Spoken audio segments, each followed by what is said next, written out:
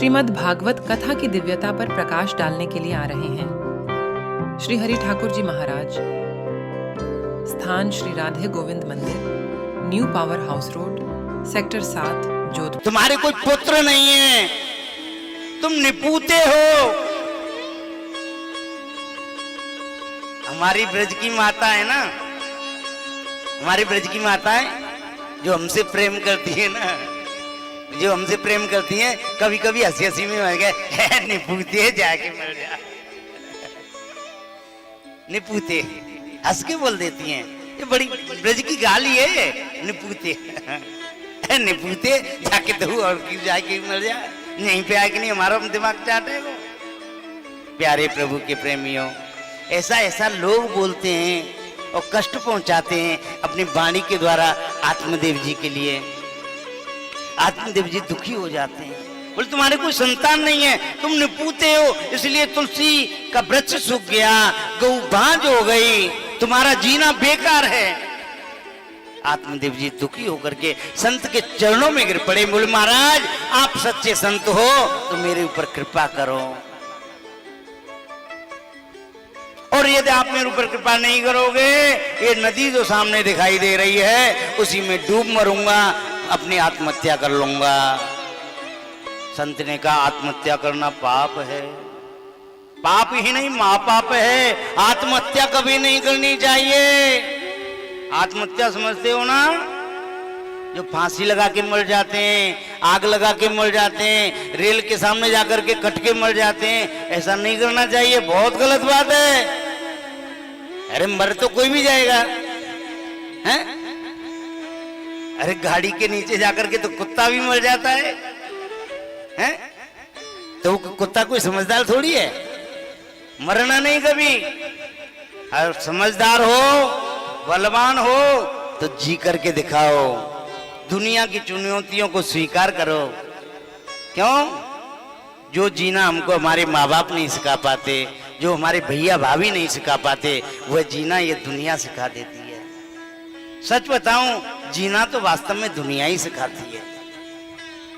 क्यों साहब, दुनिया सिखाती है नहीं सिखाती?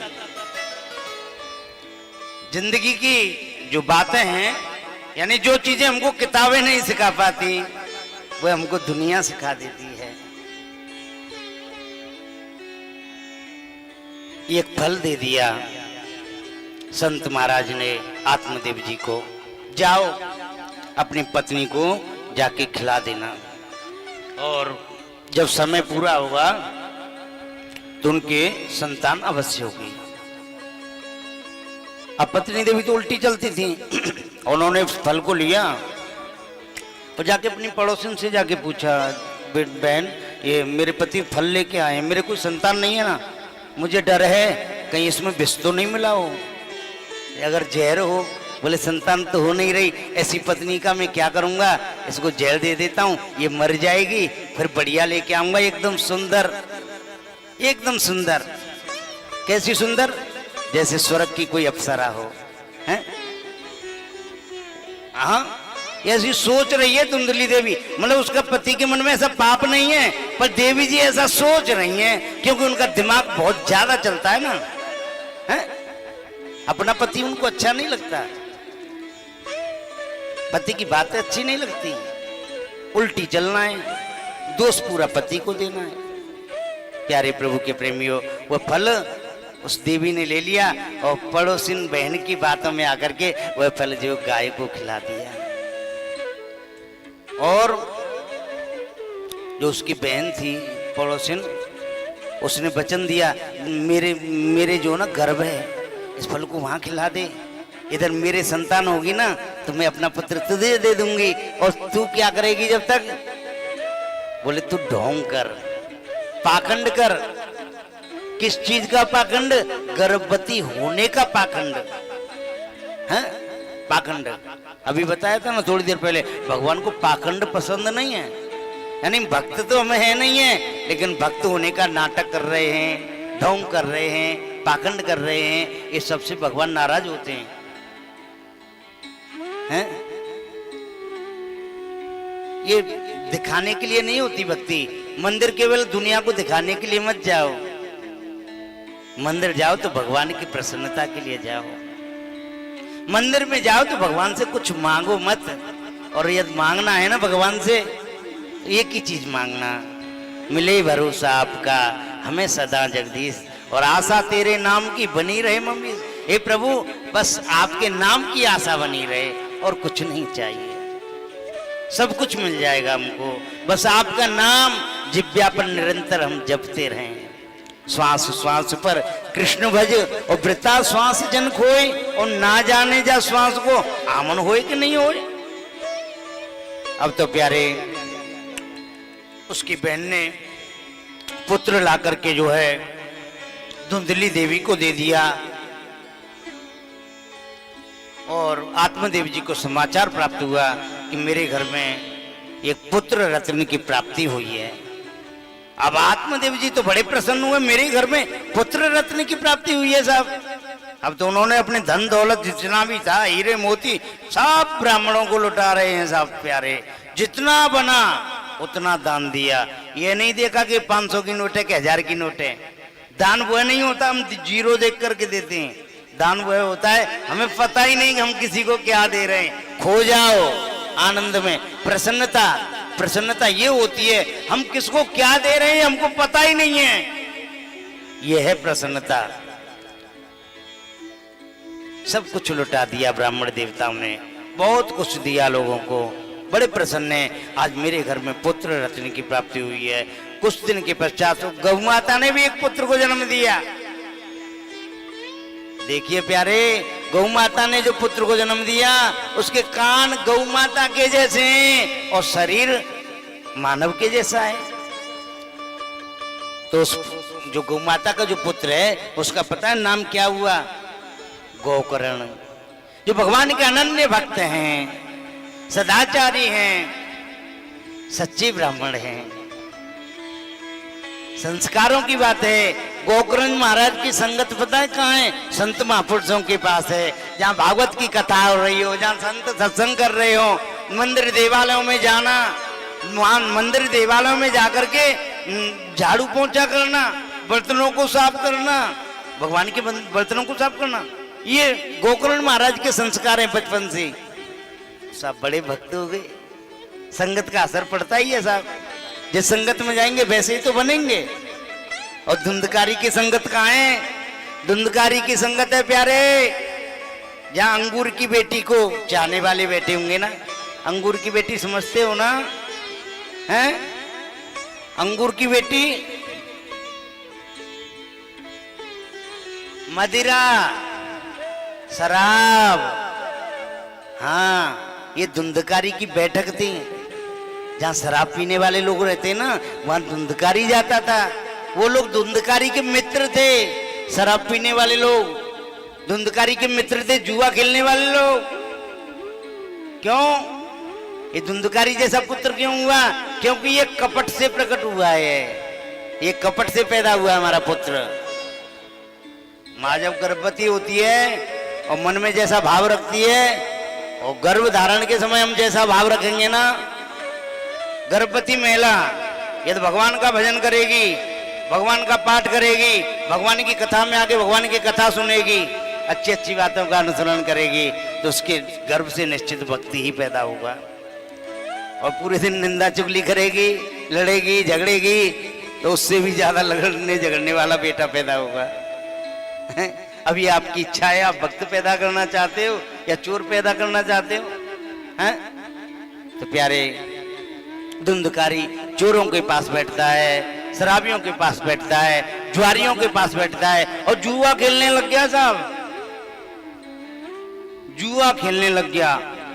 कुछ दिन तो जुआ में जीता तो बड़ी खुशी हुई, बोले मैंने तो जो है लाखों रुपया जीत लिया, देखो मैं कितना होशियार हूं, बड़ा प्रसन्न हो रहा है।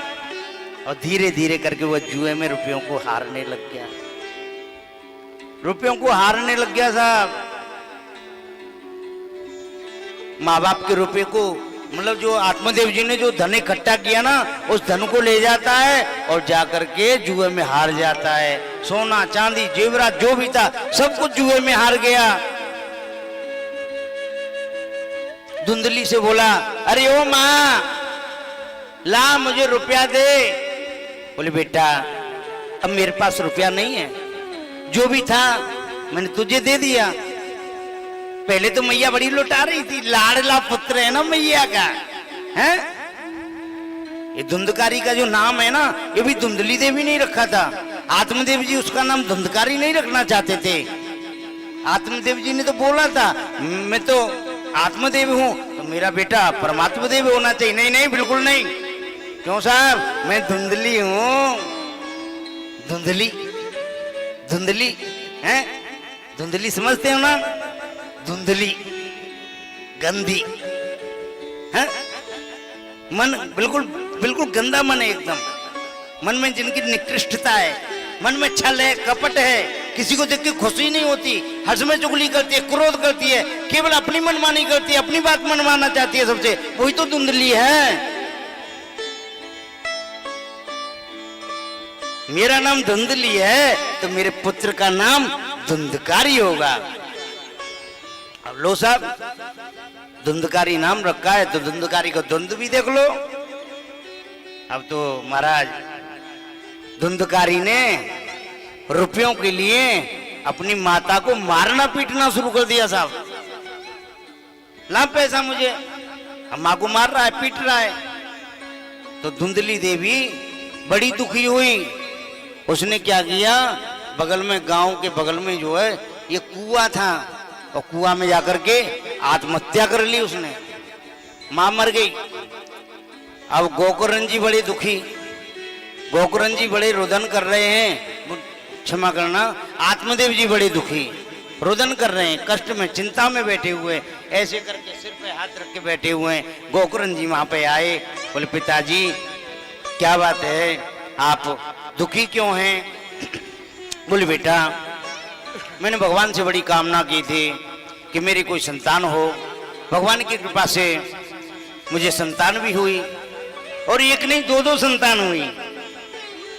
तुम भी तो मेरी संतान हो, क्योंकि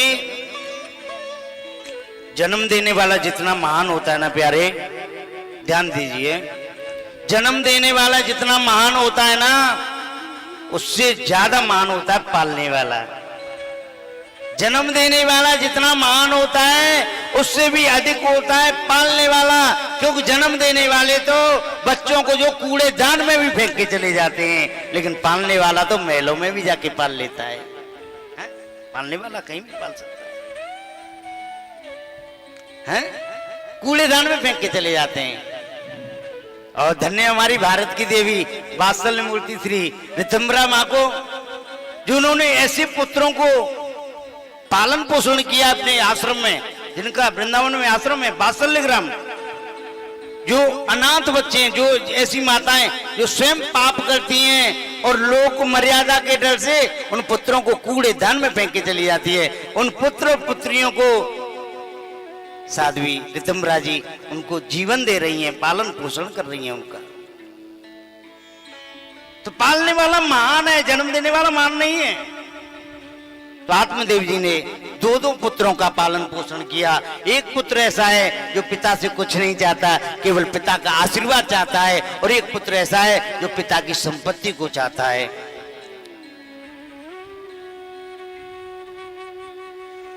पिता को चाहने वाला पुत्र, पिता का आशीर्वाद चाहने वाला पुत्र स्वयं का कल्याण तो करता है, अपने पिता और अपने परिवार का भी कल्याण कर देता है। लेकिन जो पिता को न चाह करके दौलत को जो चाहता है, वो पुत्र स्वयं तो विनाश को प्राप्त होता है, अपने साथ साथ अपने परिवार की लुटिया को भी डुबो देता है, सबका विनाश ही कर देता है।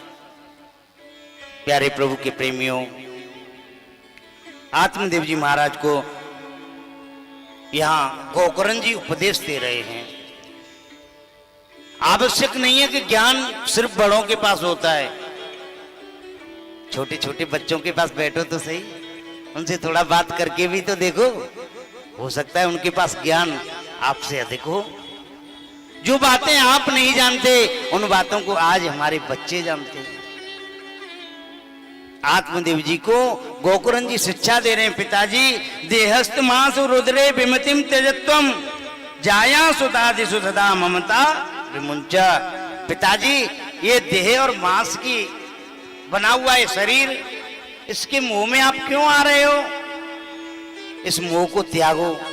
संसार में कोई अपना नहीं है, और इस मोह को त्याग करके आप भगवान की शरण ग्रहण करो। पिताजी, कभी एकांत में जाकर के बैठो, अपने नेत्रों को बंद कर लो और बंद करके नेत्रों से पूछो अपने आप से कि मैं कौन हूं और मैं संसार में क्यों आया हूं, मेरा लक्ष्य क्या है, मुझे क्या करना है। तो हृदय से एक ही आवाज आएगी, प्यारे,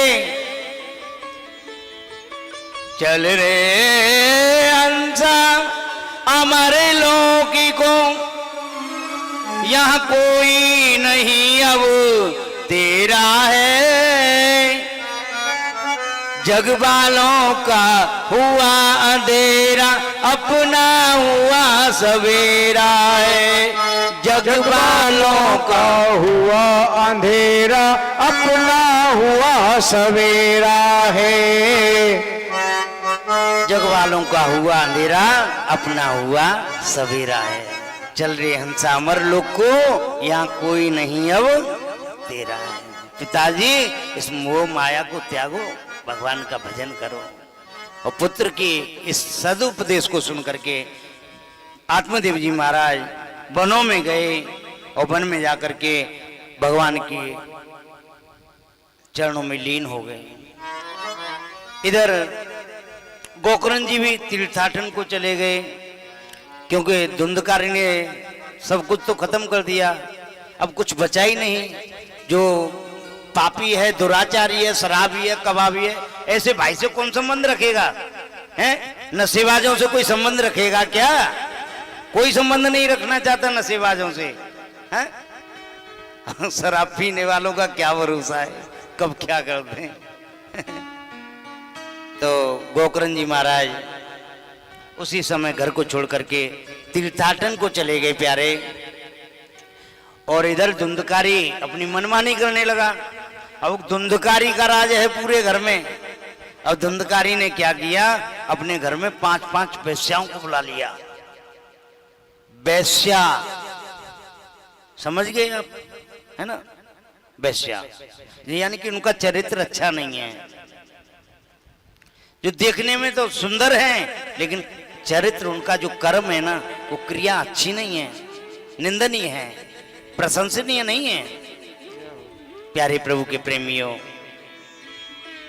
सुंदर वो नहीं होता जिसने चेहरे पे मेकअप किया हो, जिसने बोरोलीन लगाई हो, हैं? सुंदर वो नहीं होता जो ब्यूटी पार्लर में जाकर के हजारों रुपए खर्च करता है प्यारे। सुंदर तो वो होता है जिसका मन सुंदर है, जिसका चित्त सुंदर है, अंदर का जो सुंदर है, हृदय का जो पवित्र है, हृदय का जो सुंदर है, वही तो सुंदर है। केवल ब्यूटी पार्लर में जाकर के पाई हुई सुंदरता कोई सुंदरता नहीं है, उस सुंदरता को कोई महत्व ही नहीं है। ऐसी वेश्याएं जिनका कुछ भी सुंदर नहीं है, उनको अपने घर में लाके रख लिया और उनकी गुलामी करने लगा, चोरी करने लगा। पहले तो छोटी मोटी चोरी करता था प्यारे, अब तो बड़ी बड़ी चोरी करने लगा राजा के यहाँ पर। अब राजा के घर से चोरी करके लाया। अब वेश्या घबरा गई, बोली भाई अब तक ये छोटी मोटी चोरी करता तो कोई बात नहीं है, हमको भी लालच था, थोड़ा बहुत पैसा मिल जाता, ठीक है। अब तो ये राजा के यहाँ से चोरी करके लाया है। अब राजा के सिपाही इसको ढूंढ रहे होंगे और इसको पकड़ के जेल में डाल देंगे, और इसको जब देखेंगे कि ये वेश्या भी इसके साथ हैं तो उसके साथ में हमको भी जेल में डाल देंगे। और राजा का जब आदेश हुआ तो हो सकता है हमको फांसी का भी आदेश हो जाए। डर गई।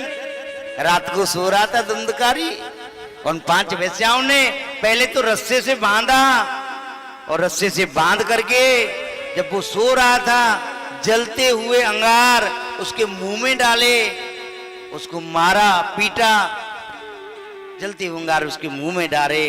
तड़प तड़प के धुंधकारी ने अपने प्राणों को त्याग दिया। प्यारे, अंत में ये धुंधकारी प्रेत बना, इसकी मुक्ति नहीं हुई, भटक रहा है दर दर। कोई इसको, प्रेत की स्थिति क्या है, ना भोजन कर सकता, ना पानी पी सकता, दर दर भटकता है। और यहाँ पर गोकर्ण जी महाराज तीर्थाटन करके बहुत समय पश्चात लौट के आए अपने घर में, और यहाँ पर घर में आकर के देखा तो यहाँ पर जो है तरह तरह की आवाज आ रही हैं। कभी कुत्ते की आवाज आती है, कभी बिल्ली की आवाज आती है, कभी शेर की आवाज आती है, कभी हाथी की आवाज आती है। अब संध्या का समय था। गोकर्ण जी ने सोचा ये क्या बात है, ये तरह तरह की आवाजें आ रही हैं, कोई दिखाई तो देता नहीं है। प्यारे प्रभु के प्रेमियों, गोकर्ण जी महाराज ने अपनी अंजलि में जल लिया और अभिमंत्रित जल यानी मंत्र पढ़ के जो जो दुष्ट आत्मा यानी प्रेतात्मा जो दिखाई दे रही थी उस छाया के ऊपर उस जल को मारा तो धुंधकारी प्रकट हो गया। गोकर्ण जी ने पूछा, भाई तुम कौन हो और ये तरह तरह की आवाज निकाल रहे हो, मुझे आप डराने का प्रयास कर रहे हो, आप हो कौन, मुझे क्यों डरा रहे हो? प्यारे प्रभु के प्रेमियों, धुंधकारी ने कहा, अहम भ्राता त्वदीयोस्मि धुंधकारी तनामत स्वकीयेनैव दोषेण ब्रह्मत्वं नाशितं मया। भैया मैं कोई और नहीं, मैं आपका वही दुष्ट पापी दुराचारी आपका भाई धुंधकारी हूं। अरे भले आदमी धुंधकारी, लेकिन ये अवस्था तुम्हारी कैसे हुई? बोले भैया जैसी करनी वैसी भरनी, मैंने जैसा कर्म किया उसका फल मुझे प्राप्त हुआ, अपने कर्मों के फल प्राप्त कर रहा हूं। मैंने अच्छा कर्म तो किया नहीं, हमेशा मैंने कहीं भी कोई भला काम हो रहा हो, कहीं भी कोई अच्छा काम हो रहा हो, उसमें बाधा ही तो डाली है। मैंने कभी किसी की सहायता तो की नहीं, हमेशा अच्छे कार्यों में बाधा डालना, धर्म के कार्यों में बाधा डालना, यही तो मेरा काम था। अब उसका फल मैं भुगत रहा हूं। ये प्रेत योनि मुझे प्राप्त हुई है भैया धुंधकारी। इस प्रेत योनि में मैं ना तो भोजन कर सकता हूं, ना पानी पी सकता हूं, मैं बहुत तड़प रहा हूं। भैया गोकर्ण, मुझे इस प्रेत योनि से मुक्ति दिलाओ। गोकर्ण जी ने कहा, अभी रात्रि का समय है, मैं विचार करूंगा। धुंधकारी को बस गोकर्ण जी से आस है। गोकर्ण जी जो है प्रातः काल हुआ, संध्या वंदन किए, सूर्य भगवान को आह्वान किया। सूर्य भगवान को आह्वान किया, सूर्य भगवान ने बताया गोकर्ण जी को आपके भाई की मुक्ति हो जाएगी, तो श्रीमद् भागवत सप्ताह भक्ति ज्ञान यज्ञ का आप आयोजन करें और कथा सुनाएं। 7 दिवसीय ये कथा आपका भाई धुंधकारी के निमित्त आप करोगे तो उसे अवश्य ही मुक्ति मिलेगी। प्यारे भगवत प्रेमियों, यहाँ पर भागवत का आयोजन हुआ। पहले दिन की कथा हुई तो एक गांठ ग्रंथि टूट गई है। दूसरे दिन की कथा हुई, दूसरी ग्रंथि टूट गई। तीसरे दिन की कथा हुई, तीसरी ग्रंथि टूट गई। चौथी, पांचवी, छठी, सातवीं, 7वें में 7 गांठें खुल गई उसकी, और 7 गांठें खुल गई तो धुंधकारी का मोक्ष हो गया, मुक्ति हो गई। तो ये गांठें क्या हैं? अब ये बांस हम लगाते हैं, एक बांस को तो एक निमित्त बनाया जाता है कि मंच के बगल में एक बांस बना दिया धुंधकारी के निमित्त, उसमें एक काला कपड़ा बांध के धुंधकारी को आह्वान किया जाता है, भाई धुंधकारी यहाँ आसपास कोई धुंधकारी हो तो भाई इस बांस में आकर के तुम प्रविष्ट हो जाओ और भगवान की कथा सुनो। एक निमित्त बना दिया, लेकिन असली गांठ क्या है? असली गांठ ये है, बाती बातों में अगर किसी से कोई बात ऐसी निकल जाए जो आपको अच्छी ना लगे, बात ही बातों में, यानी कि हम बढ़िया मधुर चर्चा कर रहे हैं, अच्छी बातें कर रहे हैं, उन अच्छी बातों को करते करते करते करते कभी जीव लपेटा ले जाए और कोई ऐसी बात निकल जाए मुख से जो आपको प्रिय ना लगे और आप गांठ बांध लो, अमुक व्यक्ति से बोलना ही छोड़ दो, इतने कठोर हो जाओ। यही तो गांठ है, ये गांठें खुलनी चाहिए। खुलनी चाहिए नहीं खुलनी चाहिए, ये गांठें ही तो दुखी करती हैं हमको। हमने गांठ बांध रखी है, हम क्यों बोलें किसी से? अरे हम बोलेंगे तो हम छोटे बन जाएंगे ना, हम छोटे नहीं बनना चाहते, हम तो बड़े हैं। हम क्यों बोलेंगे भाई? वो बोलेगा हमसे, हम तो बहुत बड़े हैं, हम छोटे हो जाएंगे, हमारी बेइज्जती हो जाएगी, इंसल्ट हो जाएगी। और वो गांठ हम खोलते नहीं है, तब तक जब तक हम झुकेंगे नहीं तब तक वो गांठें खुलेंगी भी नहीं। और जब तक ये गांठें नहीं खुलेंगी तब तक हमारी मुक्ति नहीं होगी, हमको आनंद की प्राप्ति नहीं होगी। समझिए, वो प्रेत धुंधकारी मर गया, वो प्रेत बन गया, और प्रेत होने के बाद भी उसने भागवत जी का श्रवण किया, रसपान किया, और उसकी मुक्ति हो गई। और ये हम हैं, ये हम हैं, जीवित हैं, और एक बार नहीं कम से कम 100 बार तो कथा सुनी ली होगी। क्यों साहब? जितनी माताएं 70-80 साल की बैठी हैं उन्होंने 100 से ऊपर भागवत सुन ली होंगी, जीवित हैं, और फिर भी मुक्ति नहीं हो रही। समझिए इस बात को, वो मरा हुआ भी मुक्ति को प्राप्त हो गया और हम जीवित मुक्ति प्राप्त नहीं कर पा रहे। क्यों नहीं कर पा रहे? उसका कारण है धुंधकारी ने भागवत कथा को सुना नहीं था। हम लोग सुनते हैं, धुंधकारी ने सुना नहीं था, धुंधकारी ने कथा को पिया था। और भागवत कथा सुनने की चीज नहीं है प्यारे, भागवत कथा पीने की चीज है। पिबत भागवतम रसमालयम मुहुरहो रसिका भुवि भावुका।